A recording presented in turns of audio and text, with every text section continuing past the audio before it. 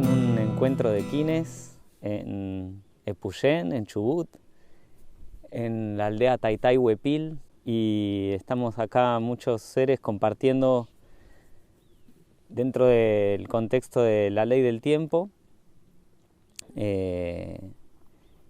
Tenemos recorrido un sendero de sincronización, experimentando con el cambio de tiempo y lo que es la frecuencia 1320, y hoy vamos a compartir una charla introductoria al sistema de diseño humano.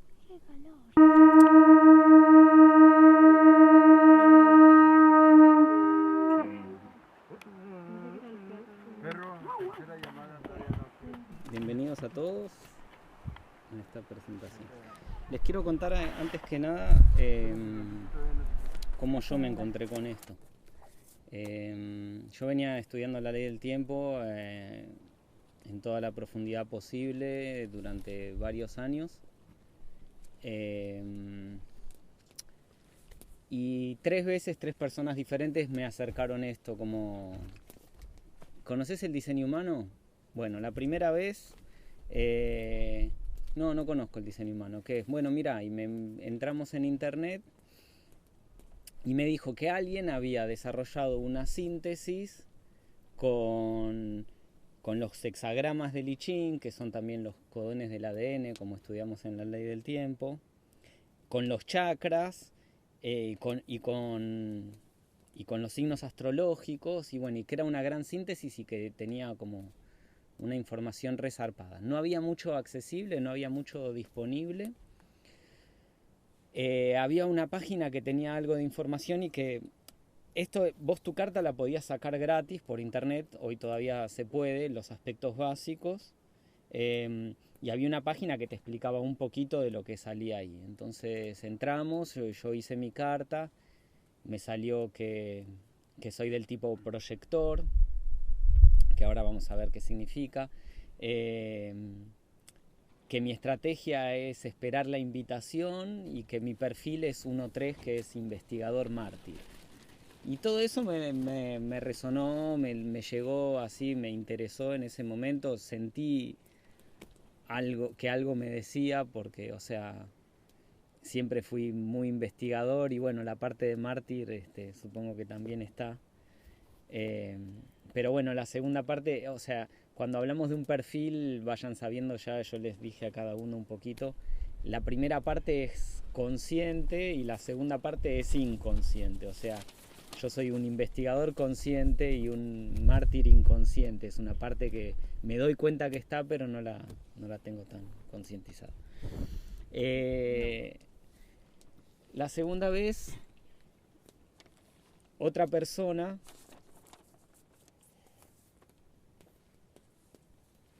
lo mismo, en casa una vez, venía fascinado con el sistema de diseño humano y me empezó a mostrar un poquito más. Y ahí yo empecé como a ver que todo este tema intrincado así o sea, acá los codones del ADN se conectan por canales entre los centros, y empecé a pensar, ¿cómo será esto combinado con los hexagramas y con los codones en el Solkin?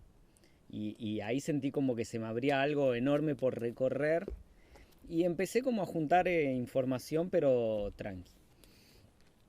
Y un par de años más tarde, otra amiga de nuevo vino fascinada con el diseño humano, y ahí fuimos a YouTube y vimos un video de alguien que trabaja la información de una forma no tan matemática. Entonces había en este caso un video por tipo, hay 4 tipos en el diseño humano, entonces vimos el video de los proyectores y sentí que me hablaba a mí muy directamente, o sea, cuando le hablaba al proyector, y recibí como muy profundamente todo lo que decía.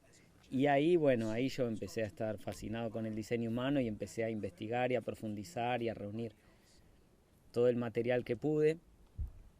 Conecté con personas a través de internet en diferentes lugares del planeta que me fueron enviando material de estudio, lo cual no es tan habitual porque el diseño humano en general es una información que no se divulgó de la misma manera que la ley del tiempo, o sea, no fue una información que alguien trajo y dijo tomen esto todos, que necesitamos este cambio en el planeta, sino que el diseño humano por sus características está más hecho como para ser transmitido de uno en uno, de a poco, con mucho entendimiento, con mucha calma,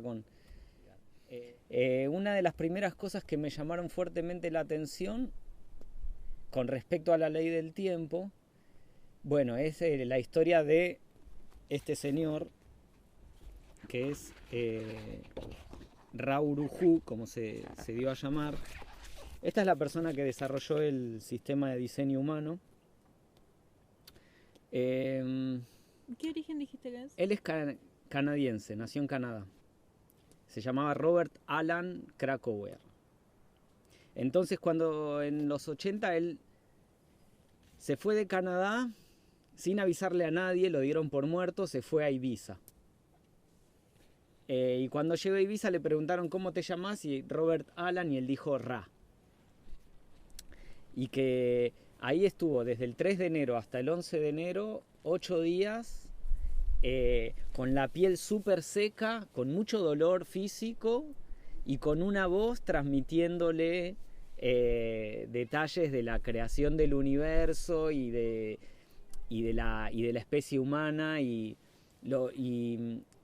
bueno, él dice que esta voz le preguntó ¿estás listo para trabajar? Y bueno, y él sintió como que no le quedaba opción en realidad, que estaba ya como... El rave, o sea, todo, de aquí en más todo lo que digo es lo que la voz le dijo a Ra. Y en el diseño humano muchas de las cosas, hay cosas que tienen explicación y hay cosas que es lo que la voz le dijo a Ra. Y no hay más allá que eso, ¿no? Entonces, acá el mandala del rave, el rave sería como la especie que sigue a la especie humana en la evolución. Según la voz, como que nosotros ahora somos una especie en tránsito, que es lo mismo que decía Balloon acerca del Homo sapiens y el Homo sapiens sin tránsitus y el Homo neofericus, ¿no? Como que estamos yendo hacia un nuevo estado de ser. Entonces, como, bueno, esto sucedía en 1987 y según Ra cuenta es a raíz también de la explosión de la supernova que hubo en 1987 que Argüelles la cita en el libro El Factor Maya, que salió en el 87 y que fue el año de la convergencia armónica también. Y eso se llamó la SN 1987A, que Balloon la llamaba Quetzalcóatl 1987A, y según él decía era el mensajero para los últimos 25 años del cierre del ciclo. Luego, bueno, ahí como investigando un poco factores en común, ¿no? de Ra y de Argüelles, le saco el kin a Ra y resulta que es un mono autoexistente azul, ¿no? En la cuenta del calendario, y que es el kin equivalente, o sea, justo que venimos, ¿no? Como hablando acerca de qué es el kin equivalente. Bueno, eso es una cuenta que se hace con estas matrices. Y para el caso de Argüelles, Balloon Botán, su kin equivalente era mono autoexistente azul. Que fue también el kin en donde cayeron las torres de Wall Street en el 2001, el mono autoexistente azul. Y luego encontré también que Ra dejó este plano, o sea, murió 11 días antes que Argüelles también, en el 2011. Y ahí para mí como que yo encontré un paralelo fuerte entre la vida de estas dos personas, porque cuando empecé a investigar el diseño humano me encontré con que Ra también, también entregó este sistema como él se reconoció a sí mismo como un mensajero, y también habló de estar cerrando un ciclo. También habló de estar trayendo un sistema de síntesis. Y también creó, o sea, generó como un gran movimiento de gente que está actualmente como inmersa en estos códigos y en este sistema que es el diseño humano. Entonces se dieron como dos movimientos paralelos que rara vez se cruzaron. Entonces yo cuando empecé a investigar la información del diseño humano, como que armé una página en Facebook que es la ley del tiempo y el diseño humano, y ahí empezaron a aparecer personas de un lado y del otro como interesadas en eso, pero muy poca gente que ya esté como conociendo los dos sistemas en común. Y sin embargo tienen muchas cosas en común. Entonces es súper interesante lo que va sucediendo cuando los tejemos. Acá el mandala del rey, bueno, el diseño humano se calcula de acuerdo a las posiciones astrológicas del momento del nacimiento, como en la astrología, pero no solo eso, también toma otra posición anterior que es 88 grados antes de nacer, o sea, 88 grados del sol antes de nacer, que son casi 90 días. Que bueno, hay toda una cosmología en el diseño humano en donde lo que la voz le explicó a Ra fue que cuando se concibe el feto ingresa algo que se llama el cristal de diseño y que trae, o sea, él dice que usó la palabra cristal por no encontrar un término mejor. Entonces ingresa en el feto un cristal que trae, por un lado, algo que se llama el monopolo magnético, que yo lo relacioné un poco con lo que en las crónicas de la historia cósmica se llama el cuantinomio citobárico, ¿sí? Que es algo que está como acá en el esternón. Monopolo magnético sería un magneto de un solo polo. Y sería como lo que mantiene en una vida, lo que mantiene la ilusión de esa vida como separada del resto y lo que te da tu identidad, tu trayectoria particular y como tu mundo personal. Eso es el monopolo magnético, lo que magnetiza tu realidad. Y además ahí viene junto el cristal de diseño. Entonces, el monopolo magnético se instala acá, en el esternón, y el cristal de diseño se instala en el centro ajna, que es este de aquí. El cristal de diseño es el que tiene toda la información de cómo va a funcionar tu vehículo, tu cuerpo. Donde está el diseño de todo tu mecanismo y todas las características de tu cuerpo humano. Y luego, 3 meses antes de nacer, 88 grados antes del sol en la rueda, entra el cristal de personalidad. Que esta es la parte eterna nuestra y es el lugar de la conciencia, o sea, el lugar desde donde nosotros percibimos. ¿Cuándo nacemos? 3 meses antes de nacer. ¿Y el cristal de diseño? Antes, con el monopolo magnético. Entran juntos, se separan y se vuelven a unir recién cuando morimos. Y eso es también la ilusión de separatividad que experimentamos durante toda nuestra vida, que solo se resuelve en la muerte, cuando el monopolo magnético se vuelve a juntar con el cristal de diseño. Y el cristal de personalidad es el pasajero. Entonces, hay una analogía que se hace en el diseño humano, en donde funcionamos como un vehículo, con un chofer y un pasajero.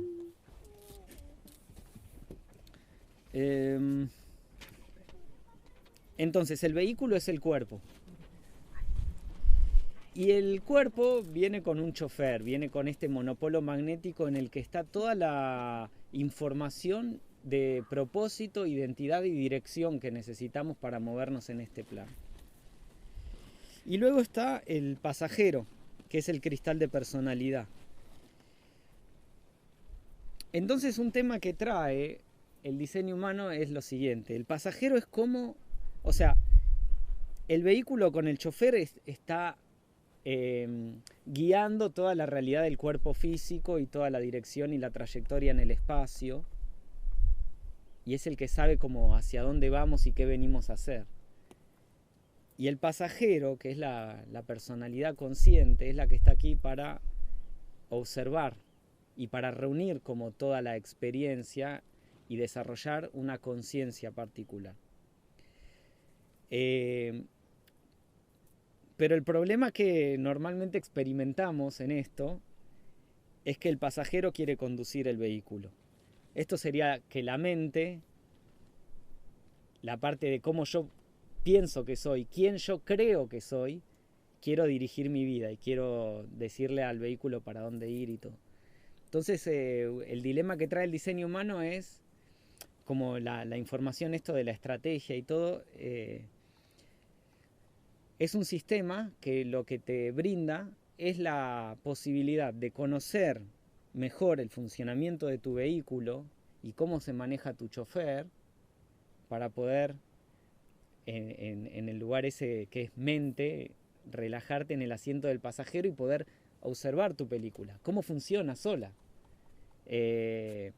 Vivimos siempre como muy con muchos problemas mentales a la hora de tomar decisiones. Estamos siempre confundidos y esto es porque la mente es dual. La mente, para funcionar, para distinguir, para tener un criterio, siempre necesita comparar esto con aquello y la mente está siempre perdida en el esto y el aquello, esto y el aquello. Y lo que hacemos cuando estudiamos nuestro diseño y cuando vemos en nuestra carta es comprender los mecanismos de cómo funciona nuestro vehículo particular para alinearnos a la forma natural de cómo tomamos decisiones. Según el diseño humano está basado en el principio de la forma. Entonces, de acuerdo a cómo estamos diseñados para funcionar, tenemos una forma particular y una mecánica particular. Lo que trae el diseño humano es un poco acerca de cómo podemos identificar y reconocer esas mecánicas particulares como para comprender cómo este vehículo que yo tengo toma decisiones y comprendiendo y como adoptando la estrategia a la hora de tomar decisiones me permite observar el movimiento y la trayectoria de mi vehículo en el espacio sin interferirla desde la mente. Y ahí la mente puede volver al lugar del pasajero y observar la película. Cuando tomamos decisiones desde la mente nos encontramos con resistencias, chocamos, las cosas no nos salen y ahí experimentamos algo que se llama el no ser. Entonces en el diseño humano se habla mucho de esto que es el no ser.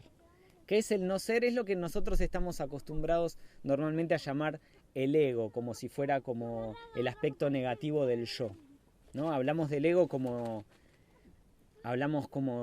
ese yo mental que siempre quiere algo y que siempre está ahí queriendo lograr algo que no tiene, que nunca le gusta, o sea, siempre quiere algo diferente. Entonces, este no ser está siempre mirando hacia el afuera y siempre queriendo ser algo diferente de lo que es, queriendo obtener algo diferente, rechazando.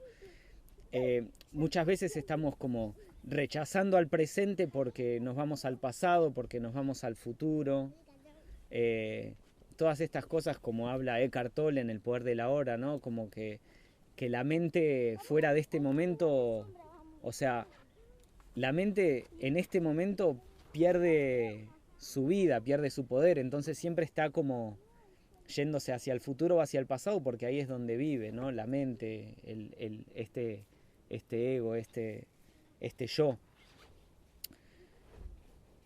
Entonces, el sistema de diseño humano es un sistema dual. Trabaja siempre con la polaridad. De hecho, en la descripción de Ra, nosotros vivimos no en un universo, sino en un biverso, él describe. Como que siempre hay una polaridad. De hecho, este es entonces el mandala del rey. En el mandala del rey, lo que vemos es la rueda con los 12 signos astrológicos que se utilizan más que nada como un mapeo, ¿no? Para mapear las posiciones en el nacimiento y esta otra posición que es 88 grados antes de nacer. Y alrededor de los 12 signos están los 64 hexagramas del I Ching, que son también los 64 codones del ADN. Cada uno de nosotros es único, irrepetible, como una huella digital. Entonces vos tenés que ser reconocido por quién vos sos y tenés que funcionar por quién vos sos, no por una cosa generalizada de todos hagamos esto, porque no sirve. Y en todas las tradiciones espirituales, más que bien, siempre hay una cosa de, bueno, hacemos todos esto porque esto es lo que nos va a llevar a lo que sea el cielo, la iluminación o el paraíso o lo que sea. Pero si vos no trabajás con tu aspecto único y con qué es correcto para vos, siempre vas a estar queriendo funcionar como algo que no sos. Entonces este es el problema. La mente mira al afuera y la mente quiere homogenizarse, quiere parecerse a los otros. Este es el gran condicionamiento que tenemos. Tengo que parecerme, tengo que adaptarme, tengo que ser como los demás. Entonces, pero siempre eso prevalece. ¿Cómo yo quiero homogenizarme y parecerme a lo que en realidad deberíamos hacer, que es diferenciarnos? Yo tengo que traer al mundo lo que me hace único, lo que yo tengo de particular para dar. Entonces ahí es cuando entre todos se forma la verdadera riqueza, que sería como la riqueza genética misma, donde cada uno tiene una particularidad que ofrecer a los demás. Entonces fíjense que vivimos siempre en este dilema, tratando de parecernos, mientras que ya desde el orden genético estamos hechos para diferenciarnos.